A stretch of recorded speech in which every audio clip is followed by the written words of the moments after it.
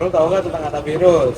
Udah ada tuh. Hantavirus itu adalah keluarga virus RNA yang berutai tunggal negatif yang dikeluarkan terutama oleh Rhodesiya atau tikus dan kucing ke manusia. Virus ini dapat menyebabkan penyakit serius yang menyerang sistem pernapasan dan sistem vaskular yakni pembuluh darah.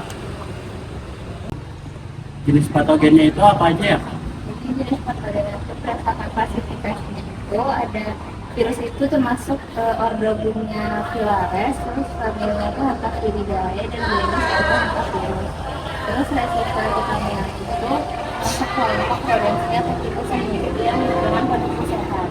Terus satunya itu ada kelompok jenis Hantavirus yang penyakitnya dapat ditemukan berdasarkan model klasifikasi dan distribusi Hantavirus. Yang pertama itu ada virus hantaran atau HTMB. Itu tuh disebabkan oleh tikus Apodonus agrarius yang menyebabkan HFRS yang itu tuh jadi gangguan ginjal, dan itu tuh adanya di wilayah Asia. Seperti selanjutnya ada Musala atau TBC itu disebabkan oleh tikus Niodes greus dan yang menyebabkan nefropatia epidermisa dengan tersebar di wilayah Afrika. Nah, Syarul tahu nggak penyebaran hantavirus? Kayak salah satunya itu kontaminasi makanan gitu ya. Nah, itu.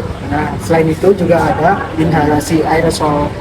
Nah, dia itu menghirup partikel virus yang terhirup di udara dari urin, feses, atau air liur Rhodesiya yang mengering.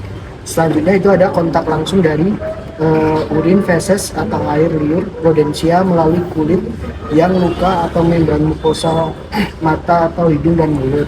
Nah, selanjutnya itu juga ada paparan lingkungan yang terkontaminasi. Ini biasanya juga terjadi di gudang, ladang, dan lingkungan lain-lain yang terkena infeksi rogen. Kira-kira gejala dan resikonya seperti apa aja ya, Kak? Jadi gejala umumnya itu biasanya kayak demam tinggi, nyeri otot, terus kita mual, muntah, menggigil, cepet capek. Terus resikonya itu bisa kita gagal ginjal, edema paru, shock. Nah, yang paling parah itu bisa menyebabkan kematian.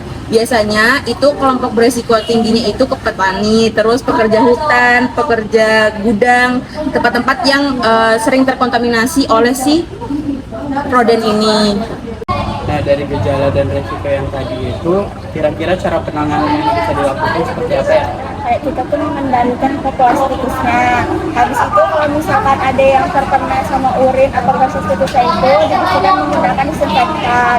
Habis itu ventilasi ruangannya itu perlu diperhatikan, terus kayak dibersihkan juga ruangannya. Habis itu makanan simpan di tempatnya, ditutup rapat. Habis itu sebelum makan atau megang-megang lain itu utamakan cuci tangan terlebih dahulu. Habis itu kalau penanganan medisnya, kalau terapi suportifnya itu yaitu cairan intravena. Habis itu ada koreksi elektrolit dan keseimbangan cairan. Habis itu ada dukungan fungsi ginjal, dialisis jika perlu. Habis itu ada dukungan pernafasan kayak oksigen atau ventilator. Habis itu ada pemantauan ketat tanda vitalnya. Nah, yang kedua itu ada terapi spesifiknya. Nah, terapi spesifik itu biasanya gunainnya tuh ada obat ibuprofen. Nah, obat ibuprofen itu untuk menunjukkan aktivitas in vitro sama in vivo-nya. Habis itu kalau misalkan avipiravir itu menunjukkan penurunan viral load dan meningkatkan survival pada model hewan. Habis itu bisa dilakukan dengan peneliti lain kayak misalnya itu mengecek RNA-nya, inhibitor fusi, inhibitor virusnya dan lain-lain. Tujuan penanganannya untuk mencegah progres penyakit, menangani komplikasi, dan meningkatkan peluang kesembuhan. Nah, sekarang udah tahu kan Rul apa itu hantavirus?